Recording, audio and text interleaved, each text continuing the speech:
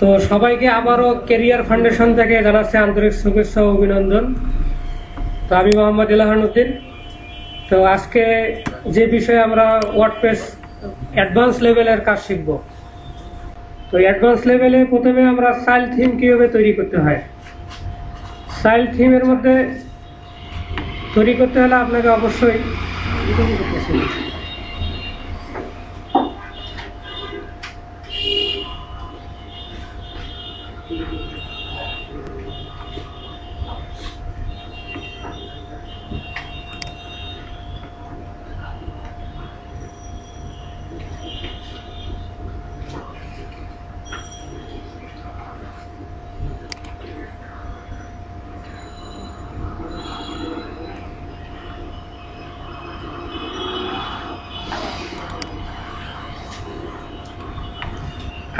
আজকে যে আমরা চাইল্ড থিমটা তৈরি করবো, এটা দিয়ে আমরা একটা নিউজ পেপার সাইট তৈরি করব, তারপরে ই কমার্স সাইট তৈরি করব।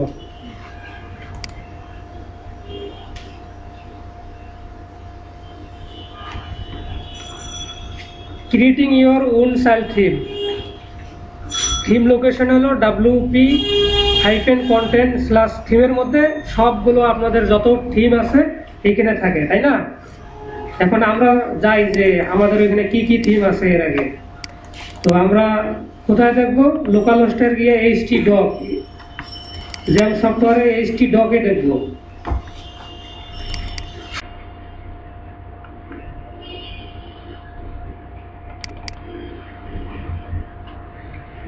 htdoc-এর আমরা কি নাম দিয়েছিলাম? এটা নিউজ নাম দিয়েছিলাম, wp content থিম। দেখেন আমাদের থিম আছে 1টা 2টা 3টা 4টা 5টা আছে। তো এই 5টার মধ্যে থেকে কিংবা আমরা আরো নিয়ে সিলেক্ট করবো যে কোন থিমটা নিয়ে কাজ করলে ভালো হবে, ঠিক আছে? যেমন আগের গুলো নিয়ে কাজ করার দরকার নেই, এইগুলি মানে রেসপন্সিভ না, ঠিক আছে? আমরা একটা থিম খুঁজে নেব, wordpress.com থেকে থিম খুঁজে নেব।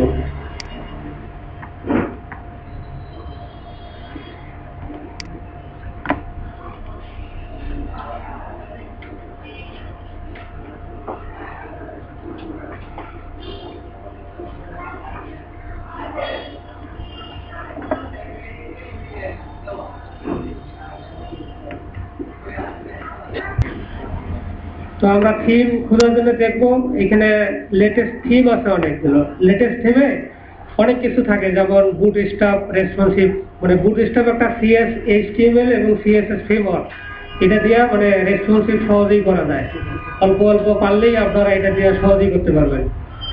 এটা থাকে কিনা, ঠিক আছে? এই ধরনের একটা আপনারা থিম নেবেন। থিম নিয়ে এটার উপর মেসেজ করে আমরা একটা চাইল্ড থিম তৈরি করবো। মানে ওই থিম দিয়ে আমরা যে কোনো ধরনের ডিজাইন চেঞ্জ করতে পারবো কিংবা যে কোনো ফাংশনে এখানে কাজ করাতে পারবো। তো এখানে দেখা যাচ্ছে অনেক ধরনের থিম আছে, এখানে ফিচার পপুলারও আছে। তো দেখি নর্মাল একটা আমরা নেব।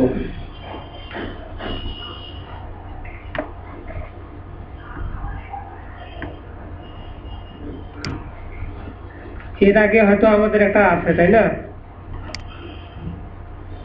এটাতেই দেখি যে এটাতে কাজ করা যায় কিনা।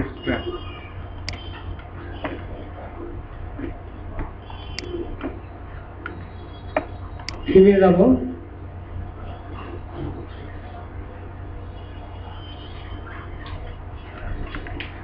এটা এখন অ্যাক্টিভ করা আছে, তাই না? ক্লাস বক্স নামের থিম এটা অ্যাক্টিভ করা আছে। এখন এইটাই আমরা চাইল্ড থিম তৈরি করব। তো চাইল্ড থিম তৈরি করতে গেলে আমাদের কি করতে হবে? আমরা যে চাইল্ড থিমের মানে আগের যে থিমটা আছে এটা কপি করব। ক্লাস বক্স এই থিমটাই আমরা কপি করব। কপি করে আমরা এখানেই পেস্ট করব।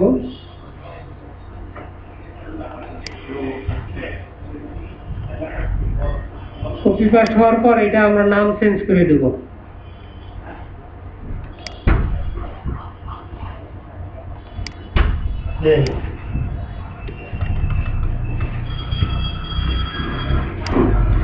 দিলাম মানে CF ক্যারিয়ার ফাউন্ডেশন, এই নামটা আমরা দিলাম থিমের মধ্যে। ঠিক আছে। এখন থিমের ভিতর দেখেন কি কি আছে। থিমের ভিতর ফন্ট আছে, ইমেজ আছে, আইএনসি, জেএস মানে জাভাস্ক্রিপ্ট ফাইল, ল্যাঙ্গুয়েজ আছে, লেআউট আছে। 404 এতে কি মানে অনেক সময় দেখবেন যে ওয়েবসাইটে যখন ভিজিট করবেন মানে লিঙ্ক না পেলে তখন কিন্তু একটা মেসেজ দেখাবে, হ্যাঁ ইরোর একটা মেসেজ দেখাবে। আর্কাইভ একটা আছে, কন্টেন্ট আছে, ইন্ডেক্স আছে, ফুটার আছে, হেডার আছে, তারপরে পেজ আছে, সিঙ্গেল আছে, স্টাইল আছে। তো আমরা এখন দেখব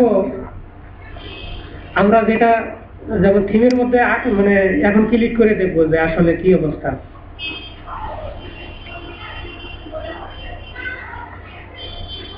থিমের মধ্যে কিন্তু এখন আমাদের কয়টা হওয়ার কথা? 6টা হওয়ার কথা, তাই না? যেহেতু আমরা কপি পেস্ট করছি তো এইখানে হলো কটা? 1 2 3 4 6টাই হয়েছে, তাই না? এখন আমরা এইটা অ্যাক্টিভ করব, ফ্ল্যাট বক্স। আমরা অ্যাক্টিভ করার আগে তার আগে আমরা এগুলি চেঞ্জ করে দেব। এখন থিম নাম থাকে, থিম, অথর, থিমটা কে তৈরি করলো, তারপরে এইগুলি থাকে সমস্ত style.css। style.css এটা একটু মানে এটা হলো সিএসএস কোডিং। সিএসএস আর এইচটিএমএল বিষয়ে মানে আমি আজকেই দেখাবো পরে, ঠিক আছে, শেষে। কারণ এইগুলি মানে ওয়ার্ডপ্রেসের বিষয় না, তবুও আমি দেখাবো, না হলে পারবেন না, ঠিক আছে। এটা ব্র্যাকেটে ওপেন করবো, কিংবা আপনারা যেই কোড এডিটর সেইটাতেই ওপেন করতে পারেন, সমস্যা নেই। নোটপ্যাড প্লাস প্লাসে ওপেন করতে পারবেন, কিংবা ড্রিমওয়েভার আছে, আগে ড্রিমওয়েভার ইউজ করতাম, এখন মানে এটা একটু ভালো লেটেস্ট আসছে তো এটা ইউজ করি।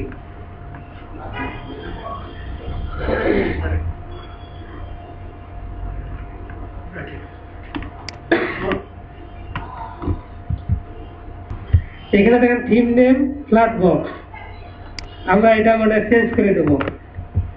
কি দিয়েছিলাম? সিএস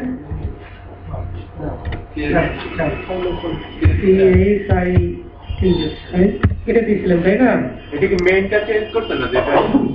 না, মেইনটা ওইখানেই থাকবে। এই কারণেই থাকবে, আপনারা যখন কাজ করতে গিয়ে কোনো একটা মানে ফাইল মানে মিসিং হয়ে গেল তখন ওইখান থেকে মানে ব্যাকআপের জন্য এটা কাজ করবে।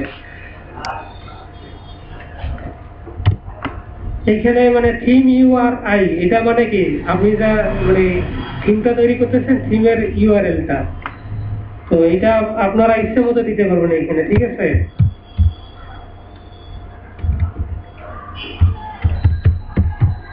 আমি careerfoundation.com.bd দিলাম।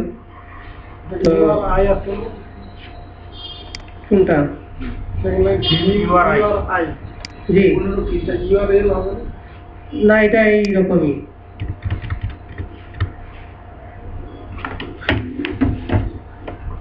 অথরে এখানে আপনার নাম দেবেন, অথরে, ঠিক আছে। অথরিও মানে যে তৈরি করলো,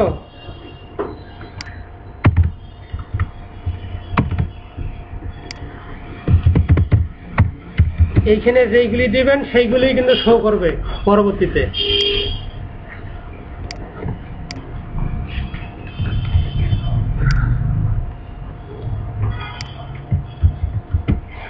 আপাতত এটা থাকলো, ভার্সন আপনি এটা দিলেন, এটাই থাকলো, এগুলো থাকে এইরকম, ঠিক আছে। টেক্সট ডোমেনটা এটা এইরকমই থাকবে, আমরা চেঞ্জ করবো না, যেহেতু ফাইল থিম তৈরি করতেছি। এইগুলো এইরকমই থাকবে। এখন এটা সেভ করব, মানে সেভ কিন্তু ওই আগের ফাইলেই সেভ মানে সেভ হচ্ছে, ঠিক আছে। এখন আমরা ব্রাউজ করে দেখবো যে এইখানে নামগুলো কি কি কি আসলো।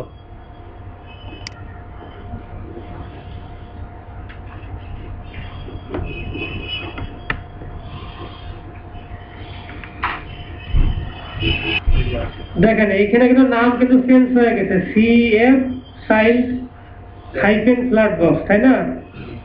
এখন এটা আমরা অ্যাক্টিভ করব। আর প্রত্যেকটা থিমের একটা স্ক্রিনশট আছে, স্ক্রিনশট গুলো এখানে মানে ভিউ হবে। তো এইটা আমরা চেঞ্জ করে দেবো। স্ক্রিনশটে গিয়ে এটা এখানে আমাদের ফাইল মানে ফাইল নেম আছে, সেটা হলো স্ক্রিনশট নামে একটা ইমেজ আছে পিএনজি ফরম্যাটে, এটা আমরা চেঞ্জ করে দেব। তাহলে ওদেরটা থাকবে না। যখন একজনের থিম ডাব্লিউপি থিম ডিরেক্টর নামে একটা আছে, ওইখানে সার্চ করলে পাওয়া যাবে যে এটা আসলে কোন থিম দিয়ে তৈরি করছে, ঠিক আছে, এটা আমরা চেঞ্জ করে দেব। কোনটা? এটা WP মানে গুগলে সার্চ করবেন ওয়ার্ডপ্রেস থিম ডিটেক্টর নামে, তাহলে একটা ওয়েবসাইট আসবে, ওইখানে ইউআরএল দিবেন যে ওই ওয়েবসাইটটা কিসে কিসে মানে কোন কোন প্লাগইন আছে ওইগুলি মানে দেখা যাবে। স্ক্রিনশটের ইয়াটা আছে এইরকম, এখানে এনারা মানে 880 পিক্সেল ইন্টু 660 পিক্সেল এইরকম দিবেন, 880 ইন্টু মানে 660 পিক্সেল দিবেন, ঠিক আছে। তো আমরা এটা ইয়া করব, নতুন নামে মানে একটা ডিজাইন করে দিই।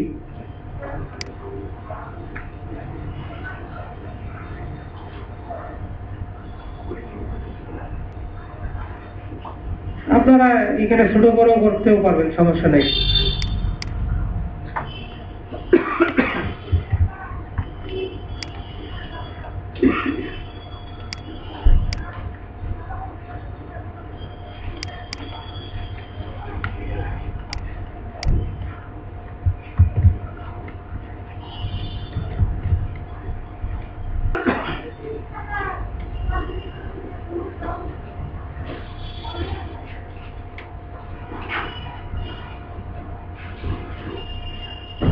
এই যে চলে আসে CF সাইল্ড ফ্ল্যাট বক্স, এটা কিভাবে করলাম, আমরা ওই স্ক্রিনশটটা চেঞ্জ করে দিলাম, চেঞ্জ করলে এখন এটা এখানে শো হইল, ঠিক আছে।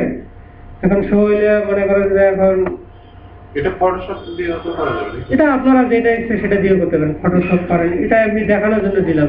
কিন্তু আপনারা এইরকম শুধু দিবেন না, যখন সাইট ডিজাইন কমপ্লিট হয়ে যাবে তখন ওয়েবসাইটটা ভিজিট করে ওটা স্ক্রিনশট নেবেন, স্ক্রিনশট নিয়ে পরে এটা মানে সাইজ কমায় এটা তো মানে দিয়ে দিবেন তখন।